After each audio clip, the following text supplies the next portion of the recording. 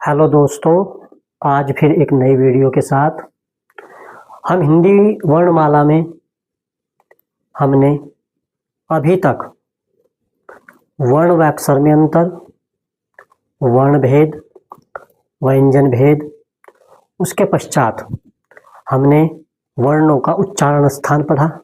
आज पढ़ते हैं स्वरों और व्यंजनों के का वर्गीकरण किस किस आधार पर किया गया है। दोस्तों एक बार जरूर समझना। अब देखो, स्वरों का वर्गीकरण, ये जो वर्गीकरण है फर्स्ट मात्रा या उच्चारण के आधार पर 2 या 3 भेद माने जाते हैं स्वरों के। कैसे, किस तरह से? अब देखो, पहला है हमारा हर्षव, मूल या लघु स्वर। इसमें कौन कौन से स्वर आते हैं? हर्षों का मतलब क्या होता है? मूल या लघु स्वर, इसी का उपनाम है। इसका मतलब होता है जिन अक्षरों को बोलते समय या जिन स्वरों को बोलते समय बहुत कम समय लगे, यानी कि एक मात्रा का समय लगे, उन्हें कहते हैं लघु स्वर। इनकी संख्या 4 मानी गई है। इसमें आपका अ, ई, उ, री ये आते हैं। इसके पश्चात पाई का चिन्ह, ये इसका चिन्ह होता है। दोस्तों जब हम छंद पढ़ेंगे तो छंद में जब मात्राओं का ज्ञान होगा हमें, तो वो इसी चिन्ह से प्रदर्शित किया जाएगा, यानी कि इसके स्थान पर एक मात्रा जुड़ेगी। इसके पश्चात है दीर्घ या गुरु स्वर। दोस्तों ये दीर्घ और गुरु स्वर क्या होता है समझो एक बार। दीर्घ स्वर वह स्वर होता है जिसमें हर्षव स्वर की अपेक्षा थोड़ा सा अधिक बल लगता है स्वरों को बोलने में। इसे गुरु स्वर भी कहते हैं। गुरु मतलब बड़ा।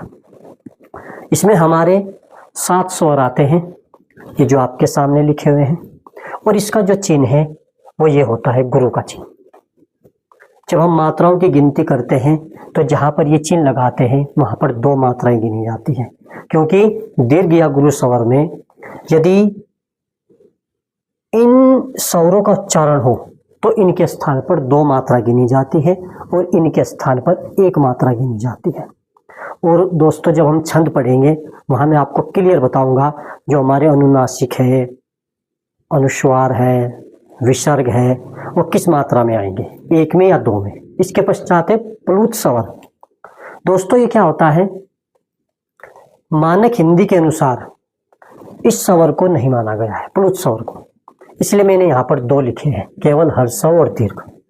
क्योंकि ये जो है इसमें क्या है, इसमें हर्षव स्वर की अपेक्षा 3 गुना समय लगता है, ज्यादा समय लगता है, और इसका उच्चारण अधिकतर संस्कृत भाषा में होता है जहाँ ध्वनि लंबी खींची जाती है। इसके पश्चात है जीभ की ऊंचाई या मुंह के खुलने के आधार पर स्वरों के जो भेद है वो 4 होते हैं। विवृत, अर्धविवृत, संवृत, अर्धसंवृत। कभी कभी परीक्षा में बहुत पूछे जाते हैं कि विवृत स्वर कौन सा है, तो इसमें आ आता है। ये क्या है? जीभ की ऊंचाई या मुंह के खुलने के आधार पर। विवृत यानी कि जहां पर हमारा मुंह जो है वो विवृत यानी कि अधिक खुलता है, इसमें आ जाता है। अर्धविवृत जहां पर मुंह जो है वो क्या है, विवृत की अपेक्षा कम खुले, ऐसे में अ, ए, औ ये हमारे आते हैं। इसके पश्चात संवृत। संवृत यानी कि जो हमारा मुंह है किसके आधार पे? जीभ की ऊंचाई के आधार पर। संवृत मतलब कुछ कम खुले, ठीक है, इसमें ई, उ, और अर्धसंवृत जो बिल्कुल आधा खुले। संवृत में हम क्या है, ये भी बोल सकते हैं कि पूरी तरह से खुले, और इसमें अर्धसंवृत में आधा वृत्त बनाकर खुले। तो इसमें हमारे 2 अक्षर आते हैं और इसमें 4 आते हैं। इसके पश्चात जीभ के ऊपर उठे हुए भाग के आधार पर 3 भेद।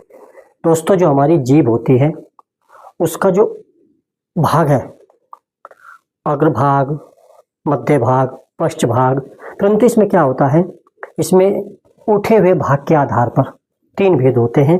अग्र स्वर, दोस्तों जब हम इन स्वरों को बोलते हैं तो हमारी जीभ का जो अग्रभाग है इ, इ, ए, ऐ, इसका इसमें ज्यादा बल लगता है, महत्वपूर्ण स्थान होता है।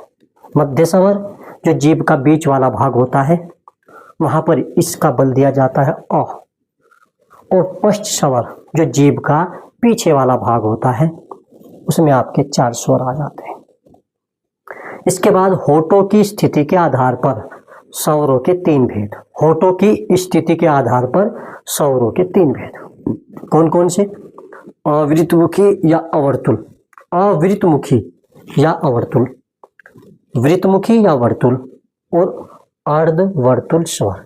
यानी कि होठों की स्थिति में अवृतमुखी जिसमें क्या है, जो मुख है वो बिना वृत्त बनाए, होठ जो होठ है हमारे वो क्या है, बिना वृत्त, वृत्त मतलब गोला, बिना गोला बनाए क्या हो, जिनकी ध्वनि निकले, जैसे अ इ ए ऐ।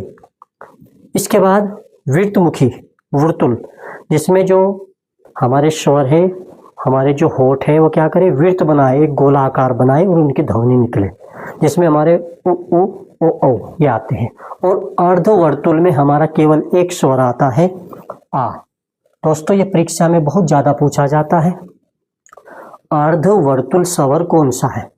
यानी कि इसमें क्या है, इसमें जो होठ है वो आधा वृत्त बनाएंगे और तब इस स्वर का उच्चारण होगा आ। ठीक है। इसके बाद दोस्तों व्यंजनों का वर्गीकरण। व्यंजन होते क्या है? व्यंजन वो होते हैं जिन्हें बोलने में अक्षरों की बोलते स्वरों की सहायता ली जाती है, बिना स्वर के व्यंजन नहीं बनता। ठीक है। तो इसमें क्या है, इसमें जो व्यंजनों का वर्गीकरण है वो भी 2 आधार पर हुआ है, प्राण के आधार पर और आपका घोष या ध्वनि के आधार पर। तो प्राण के आधार पर व्यंजनों के 2 भेद है, अल्प प्राण और महाप्राण। अल्प प्राण और महाप्राण। अल्प प्राण क्या होते हैं, जिन व्यंजनों को बोलते समय अल्प मतलब थोड़ा सा बल लगे, ठीक है, उसे क्या कहते हैं, अल्प प्राण कहते हैं। इसमें क्या होता है, इसकी पहचान देखो दोस्तों, इसलिए बहुत आते हैं परीक्षाओं में।